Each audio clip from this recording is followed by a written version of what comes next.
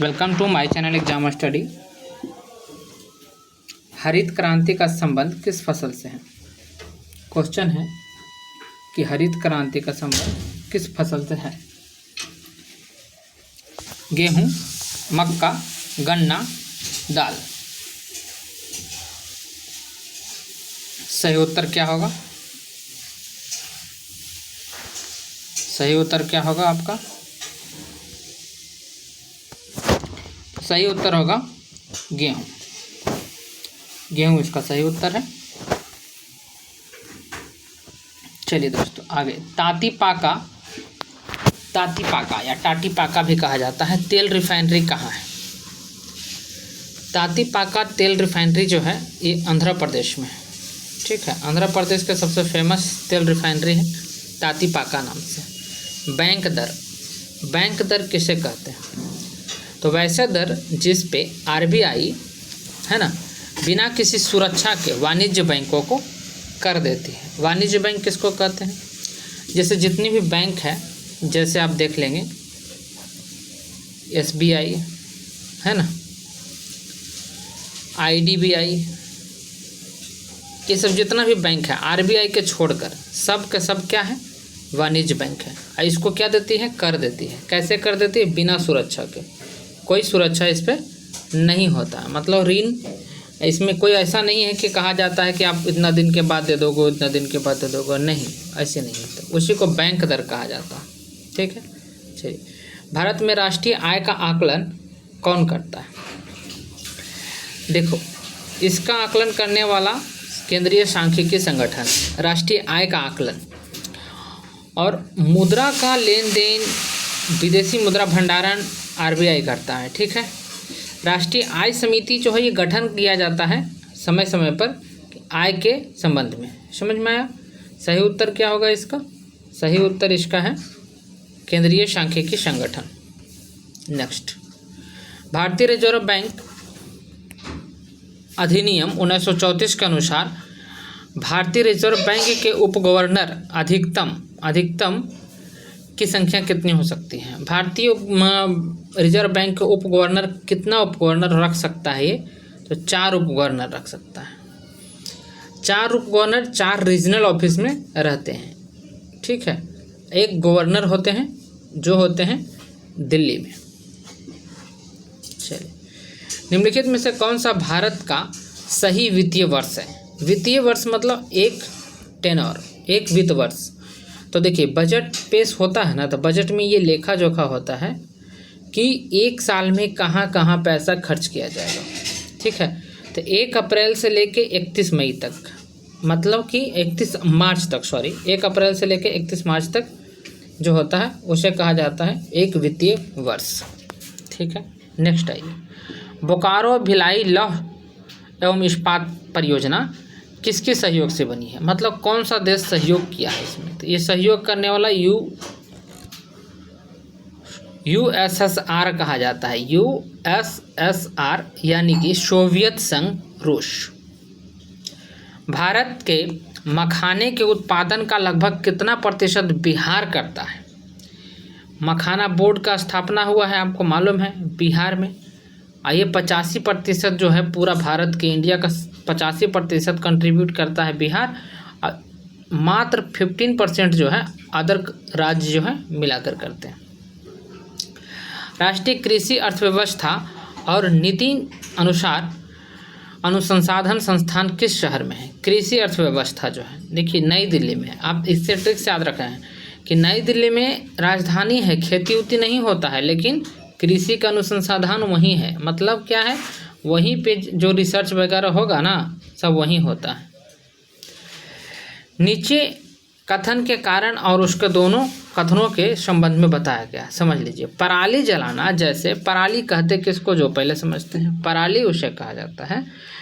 जैसे किसी भी फसल का अवशेष जो बच गया उसे पराली कहा जाता है। ठीक है, तो कहा जा रहा है पराली जलाना जैसे मौसम कृषि पद्धति का भारत में AQI क्या है? एयर क्वालिटी इंडेक्स स्तर पर कोई महत्वपूर्ण प्रभाव नहीं डालता है। दूसरी बात सुनिए, पराली जलाना एक नियंत्रण प्रथा है, समझें। जो वायुमंडलीय प्रदूषण को पर्याप्त नहीं छोड़ती है। मतलब कह क्या रहा है कि पराली एक जलाना एक नियंत्रक प्रथा है नहीं, पराली जलाना किसानों का एक मजबूरी है। जब पराली नहीं जलाएंगे वो तो अवशेष कहाँ नष्ट करेंगे। तो इसमें अब आधुनिक तकनीक से मशीन निकाला गया है जिसमें कि पराली को उपयोग किया जा रहा है जानवरों के खाने के लिए और साथ ही साथ इससे खाने वाला तेल बनाने के लिए किया जा रहा है। तो इसमें दोनों को दोनों जो है ना सही नहीं है। तो हम कहेंगे इसका कि पहला है कथन एक सत्य है और आर असत्य है। दूसरा ए और आर दोनों सत्य है लेकिन व्याख्या नहीं करता है। तीसरा ए और दोनों गलत है। ठीक है, चलो आप भारत में NBFCS का पूर्ण रूप क्या है। तो देखिए भारत में हो या कहीं भी हो NBFCS का पूर्ण रूप होता है नॉन बैंकिंग फाइनेंशियल कॉरपोरेशन। मतलब क्या हुआ, वैसे जो बैंकिंग से संबंधित नहीं है, समझें, बैंकिंग से नहीं है, बैंकिंग से कोई लेना देना इनका नहीं है। ठीक, फाइनेंस कराते हैं सिर्फ, जैसे बजाज क्या है, बजाज जो है फाइनेंस कराते हैं ना। रिलायंस क्या कराते हैं, फाइनेंस कराते हैं। Reliance life insurance corporation LIC क्या है, सब नॉन बैंकिंग परफॉर्मेंस है। ठीक है, कॉर्पोरेशन लिमिटेड है। और देखिएगा GIC, LIC, GIC, NPCIL, ये सब क्या है, नॉन बैंकिंग परफॉर्मेंस है, समझे, नॉन बैंकिंग फाइनेंस कॉर्पोरेशन है। ठीक है, चलिए अब आगे बढ़िए। आगे बढ़ के क्या करिएगा, तो मुद्रा का प्राथमिक कार्य क्या है। देखिए मुद्रा आया था क्यों, पहले मुद्रा नहीं था तो क्या होता था, वस्तु विनिमय प्रणाली था। वस्तु विनिमय प्रणाली में क्या होता है, मतलब कि आप यहाँ एक किसी के पास मान लीजिए गन्ना है तो वो चीनी उपजाया है ना, आपके पास चावल है, अब इसके पास चीनी नहीं है तो ये क्या कहेगा भाई हमारा 1 किलो चावल ले लो और तुम 1 किलो चीनी दे दो, है ना। इसमें नुकसान क्या था, 1 किलो चावल का मूल्य 40 रुपया है और चीनी का मूल्य 80 रुपया है। अब भाई ये तो 1 किलो दे दिया, इसमें ये इसीलिए मुद्रा आया। और ये सब को कन्वर्ट किस में किया जाता है, मुद्रा में। फाइनली हम लोग मापते किस में है, क्या देखते हैं, कहते हैं कितना रुपया का सामान है, नहीं पूछते कितना दरमान है रुपया के।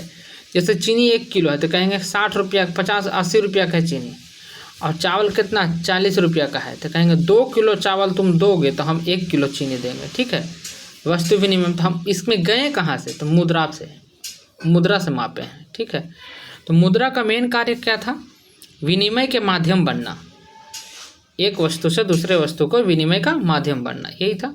नेक्स्ट चलते हैं, भारतीय बैंकिंग के संदर्भ में EBLR का पूर्ण रूप क्या है। EBLR क्या है, तो EBLR जो है ना इसका है एक्सटर्नल बेंचमार्क लीडिंग रेट। ठीक है, एक्सटर्नल बेंचमार्क लीडिंग रेट, याद रखेंगे, क्या रखेंगे, external benchmark leading rate. Effective, अब चौथा नंबर ऑप्शन है इफेक्टिव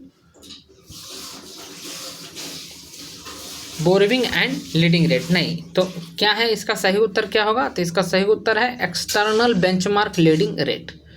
निम्नलिखित में से कौन सा निवल राष्ट्रीय आय NNP से राष्ट्रीय आय NI की गणना करने का सही फॉर्मूला है। ठीक है, देखिए फॉर्मूला क्या है, NI निकालना है हमें, तो NNP माइनस अप्रत्यक्ष कर प्लस सब्सिडी और ऐड कर देंगे तो हमको निकल जाएगा NI। ठीक है, राष्ट्रीय नमूना सर्वेक्षण संगठन की स्थापना कब हुई थी, तो ये हुआ है 1950 में ही।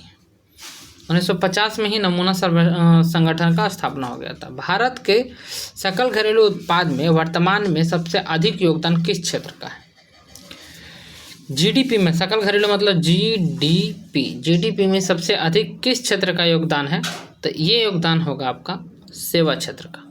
ठीक है, सेवा क्षेत्र का सबसे अधिक योगदान है। सेवा क्षेत्र को अच्छा कितना क्षेत्र है, सेक्टर कितना है, तो कहेंगे 1 सेक्टर, 2 सेक्टर और 3 सेक्टर में बांटा गया है। पहला सेक्टर में कौन आता है, जो ऐसे कच्चे माल जो ज़मीन से या फिर खनन से या फिर समुद्र से खोदकर निकाला गया हो। ठीक है, तो कहेंगे खोदकर कच्चा माल। जैसे गाय से दूध जब निकालते हैं ना, तो दूध का निकालने वाला भी कच्चा माल है, लेकिन यही दूध से जब घी बनाते हैं या मक्खन बनाते हैं तो द्वितीय सेक्टर में चला जाता है, उद्योग में चला जाता है। आप समझिए बढ़िया से। जैसे लौह अयस्क शब्द का शब्द कच्चा में आएगा, मतलब एक, और जैसे इस्पात बना देंगे उसको तो दो में आ जाएगा। इस्पात के ले जाने के लिए जैसे गाड़ी, टेम्पू, मोटर जो भी उपयोग किया जाएगा, लोग जो लगेंगे,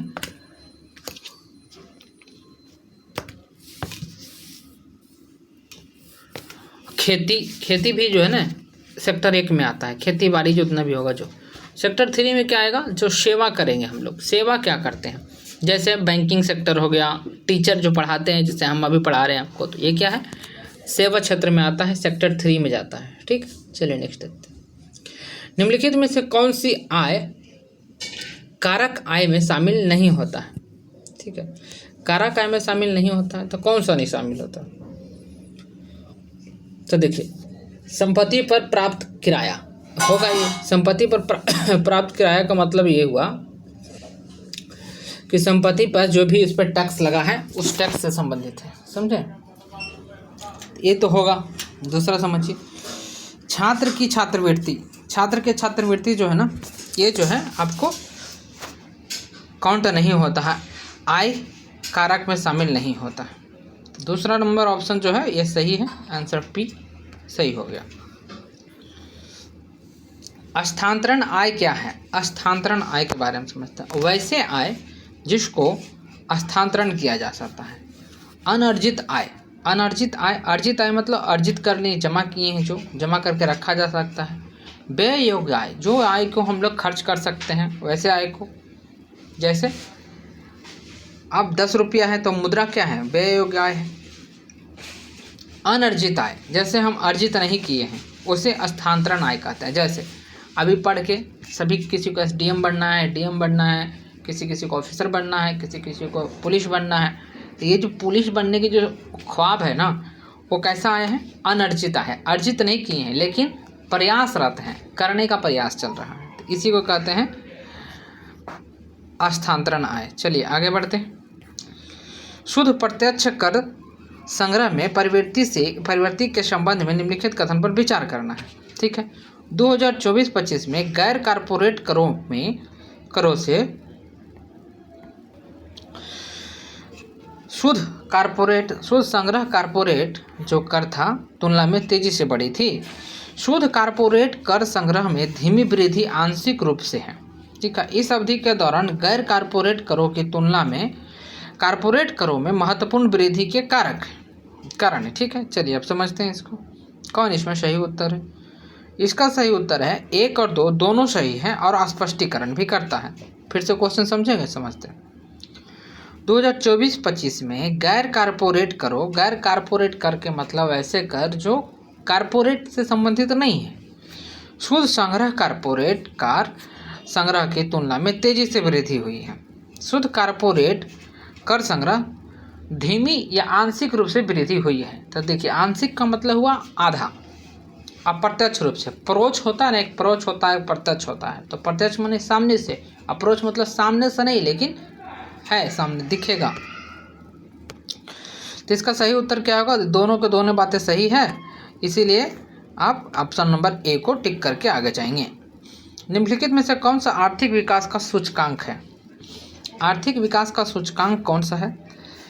तो सबसे अच्छा आर्थिक विकास का सूचकांक कैसे पता लगेगा। प्रति व्यक्ति आय में वृद्धि हो गया, मतलब कल आप कमा रहे थे 2000 रुपया, आज आप कमा रहे हैं 4000 रुपया, तो इसका मतलब क्या है, प्रति व्यक्ति आय में वृद्धि हुआ।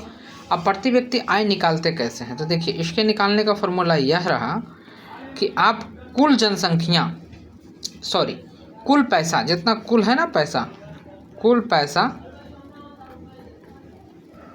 बटा कुल जनसंख्या, संख्या नहीं लिखा है, जनसंख्या का मतलब हुआ क्या, लोग। कुल जनसंख्या से भाग दे देंगे तो निकल जाएगा हमको क्या, प्रति व्यक्ति आय। भारत में थोक मूल्य सूचकांक निम्नलिखित में से किसके द्वारा जारी किया जाता है। थोक मूल्य सूचकांक जो है आर्थिक सलाहकार के कार्यालय से जारी होता है। चलिए आगे बढ़ते हैं, तेजी से पढ़ाएं। मुद्रास्फीति को समायोजन करने के बाद नाम मात्र सकल घरेलू उत्पाद नॉमिनल जीडीपी की गणना किसके लिए की जाती है?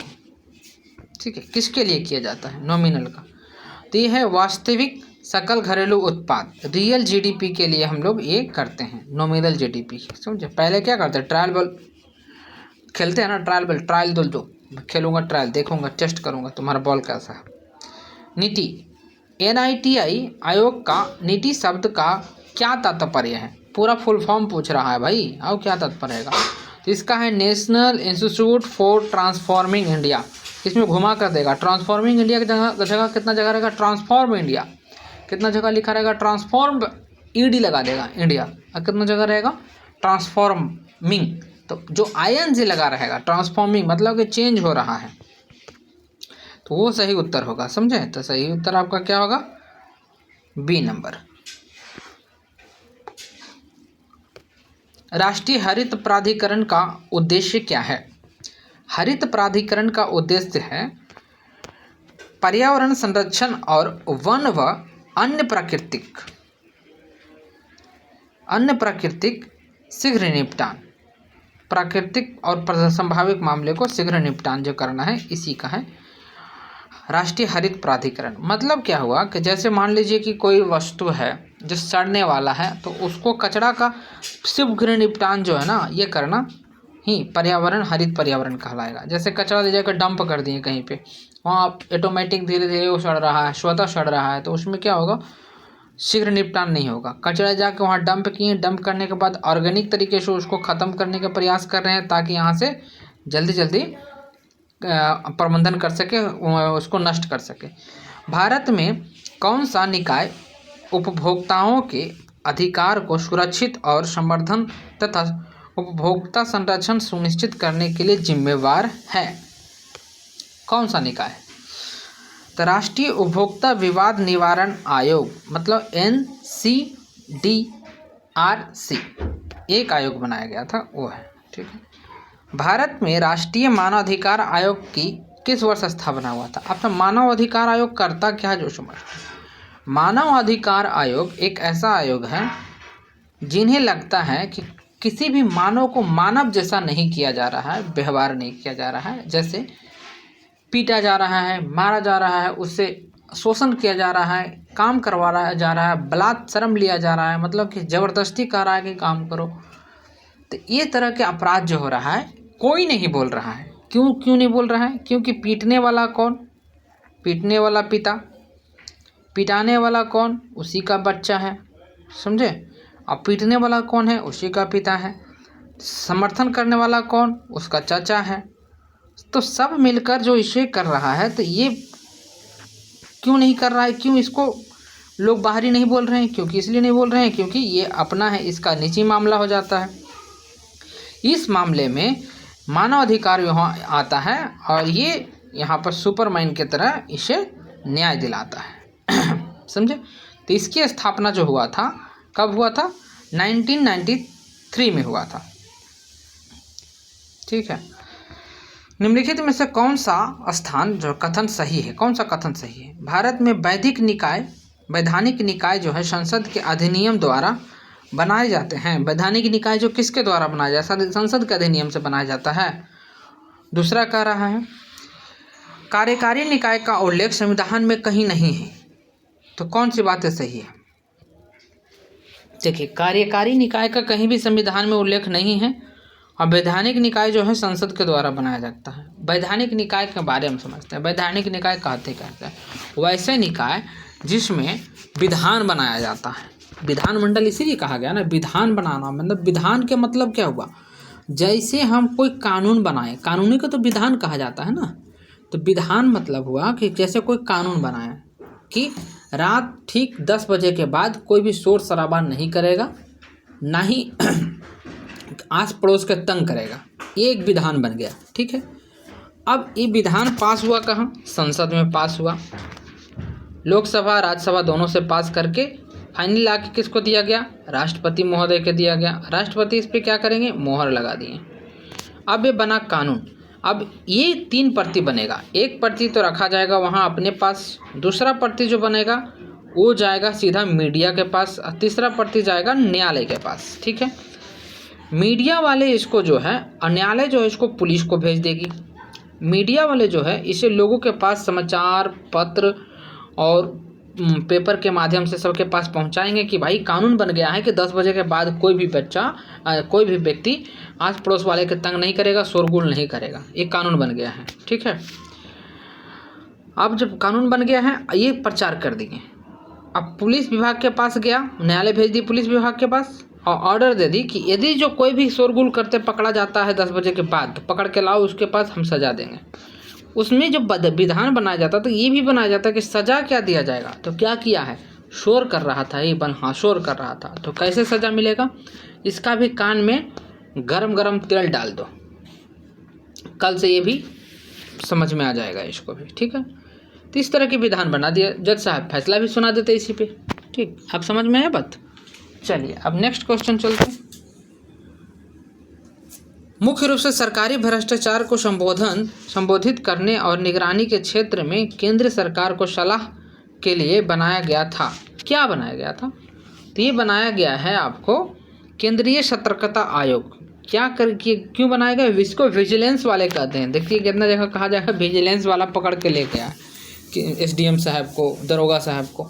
इसमें क्या है कि एक ऐसे व्यक्ति को एक सलाह केंद्र सरकार द्वारा एक निगरानी विभाग बनाया गया। ठीक है, इसमें कुछ लोग रहेंगे एकदम सादा सपेटा पहने रहेंगे, एकदम टूटा चप्पल वगैरह पहन के घूमते रहेंगे। उनके पास पावर रहेगा लेकिन पर्सनालिटी नहीं रहेगा। ठीक, और ये वैसे व्यक्ति को ढूंढते हैं जो दरोगा वगैरह जैसे घूस ले रहा है, तो उनको जाके कहते हैं कि आपसे घूस मांगेगा तो आप उसको वीडियो रिकॉर्ड कीजिएगा, हमको सबूत दीजिएगा, हम इसको गिरफ्तार करेंगे। ठीक है, तो ऐसा ही जाते हैं।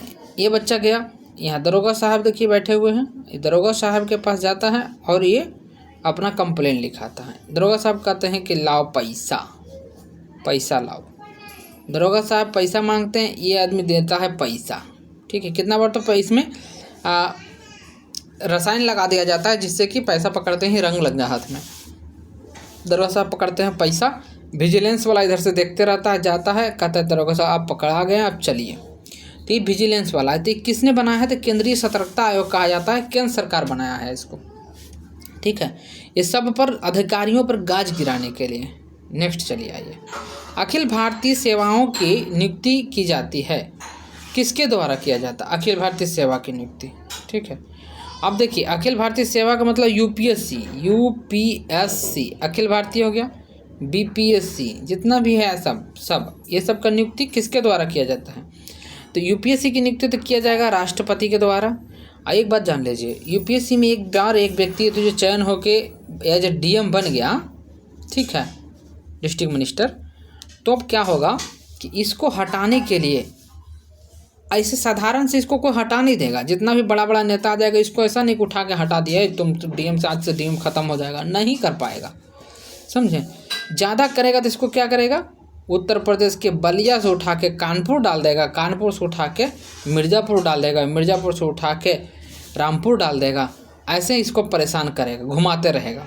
ठीक है, अब इसमें कोई DM ऐसे ढीठ होते हैं, उनको पता है कि घुमाओ जितना घुमाना है, तो बस वो तैयार रहते हैं इसके लिए, और ये ज़बरदस्त काम करते हैं, कोई नेता को सुनते नहीं हैं।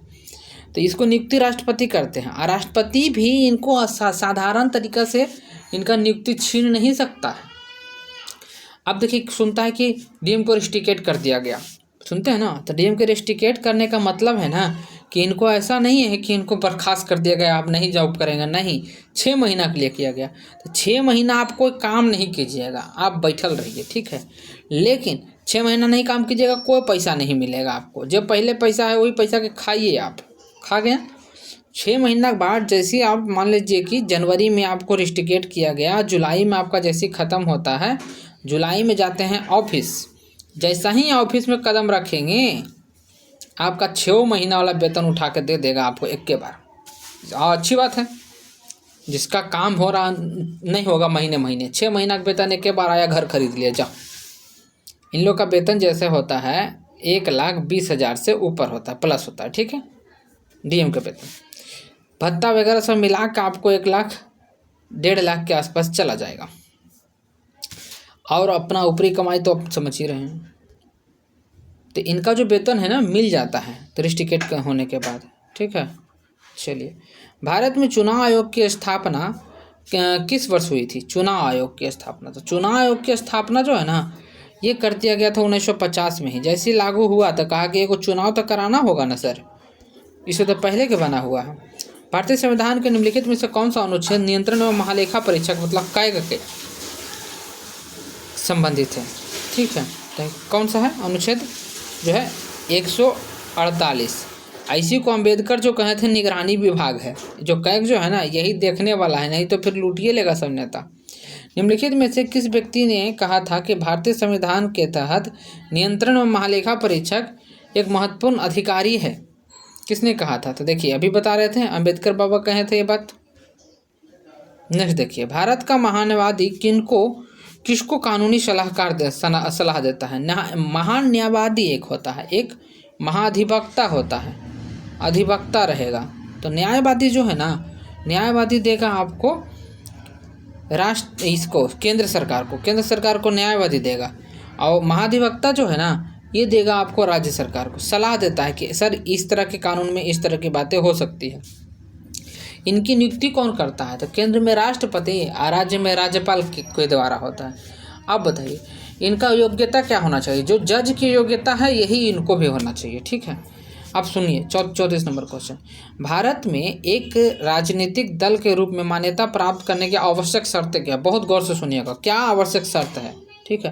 तो इसका आवश्यक शर्त जो सुनते हैं हम लोग, देखिए इसका आवश्यक शर्त ये है, यदि किसी राजनीतिक दल को 4 या अधिक राज्य में, 4 मतलब कम से कम तो 4 होना चाहिए या 4 से अधिक कोई राज्य होगा, उस 4 या अधिक राज्य में, 4+ राज्य में या चारों राज्य में राजनीतिक दल माना जाता हो, ठीक है। तो राष्ट्रीय दल बन जाएगा, वो राष्ट्रीय दल बनेगा। जैसे आप पार्टी को हाल फिलहाल नया बनाया गया, ठीक है। तो मतलब आप पार्टी कहाँ कहाँ पा गई? तो यहाँ देखिए गोवा में हो गई, एक पंजाब में हो गई, ठीक है, एक दिल्ली था उसके पास, एक हो गया असम। ये 4 राज्य में हो गया, तो इसको राष्ट्रीय पार्टी के दर्जा दे दिया गया। और राष्ट्रीय पार्टी के दर्जा देने से क्या फ़ायदा होगा? तो इसका फ़ायदा ये होगा कि आपका चुनाव चिन्ह चेंज नहीं होगा। झाड़ू छाप तो झाड़ू छाप, सब जगह झाड़ू छाप रहेगा आपका, समझे। दूसरा समझिए आप, यदि किसी राजनीतिक दल को 4 या कम राज्यों में मान्यता प्राप्त राजनीतिक दल मानता हो तो उसे उस राज्यों के राज्य दल के रूप में माना जाएगा जिससे वो मान्यता प्राप्त है, ठीक है। देखिए यदि जो 4 से कम में है तो राज्य दल होगा, ना कि राष्ट्रीय दल होगा। दोनों बातें सही हो गया। कह रहा कौन सा सही है? तो ये भी कथन सही है, ये भी सही है। ये थोड़ी कह रहा है कि राष्ट्रीय दल के लिए क्या शर्त है, ये बात भी सही है। राष्ट्रीय दलों का नामांकन दाखिल करने के लिए केवल एक प्रस्तावक की आवश्यकता होती है और वे निःशुल्क मतदाता सूची के 2 सेट प्राप्त करने के हकदार होते हैं। देखिए अब राष्ट्रीय दल जो बन जाएंगे ना, तो उनको जो एक प्रस्तावक चाहिए, ऐसे कितना चाहिए आपको प्रस्तावक? 6 गो, ठीक है। तो उनको एक प्रस्तावक चाहिए, एक प्रस्तावक मिल जाएगा और उनको मतदाता सूची 2 को मिलेगा। 2 मतदाता सूची निःशुल्क रूप से वो ले सकते हैं चुनाव आयोग से। सूची जो बनता है ना, वोटर लिस्ट। निम्नलिखित में से कौन सा प्रावधान जन प्रतिनिधि अधिनियम 1951 के अंतर्गत नहीं आता है? कौन सा नहीं आता है? तो इसमें जो है प्रावधान देखते हैं, चुनाव का संचालन, मतदाताओं की योग्यता और अयोग्यता, संसद के विधायकों का योग्यता और अयोग्यता, निर्वाचन क्षेत्र का परिसीमन, उपचुनाव। इसमें कौन सा है आंसर सही? तो देखते हैं इसमें 1, 3, 4, ठीक है। 1, 3, 4 एक ऑप्शन है, ठीक है। एक ऑप्शन क्या है आपका? 2 और 4। तो हमें सही उत्तर मिल गया 2। 2 में क्या है? मतदाताओं का योग्यता और अयोग्यता निर्धारण करना और निर्वाचन क्षेत्र के परिसीमन तय करना। ये दोनों काम जो है ना, ये काम है 1951 के अंतर्गत नहीं आता है, ठीक है। चलिए अटल भूजल योजना कब लागू हुआ था? मतलब किस मंत्रालय के द्वारा लागू किया गया था? अटल भूजल योजना। तो भूजल योजना है जल संसाधन नदी विकास गंगा नवीनीकरण मंत्रालय के द्वारा किया गया था। भारत के परिसीमन आयोग का गठन कितनी बार किया जाता है? परिसीमन, अभी देखिए परिसीमन के बारे में पूछ रहे थे, इसका संविधान में कहीं चर्चा नहीं है, ठीक है। तो कितनी बार किया जाता है इसका गठन? तो 4 बार कर सकते हैं, ठीक है गठन। स्वतंत्रता के बाद से भारत में परिसीमन आयोग के गठन कब कब किया गया है? तो देखिए परिसीमन आयोग के गठन किया गया है अभी तक 1992, 1952, 1963, 1973 और 2002 में 4 बार गठन किया गया अभी तक। ठीक है। पंचायती राज पर निम्न समितियों पर विचार कीजिए तथा उन्हें काल अनुक्रम में व्यवस्थित कीजिए। ठीक है। अशोक मेहता, LM सिंघवी समिति, BR मेहता मतलब BR मेहता समिति, GV के राव समिति। BR मेहता का मतलब हुआ बलवंत राय मेहता समिति जो त्रिस्तरीय की बात करते हैं, और अशोक मेहता 2 स्तरीय की बात करते हैं। त्रिस्तरीय का मतलब ये हुआ ना कि जैसे जिला होगा, एक ब्लॉक होगा,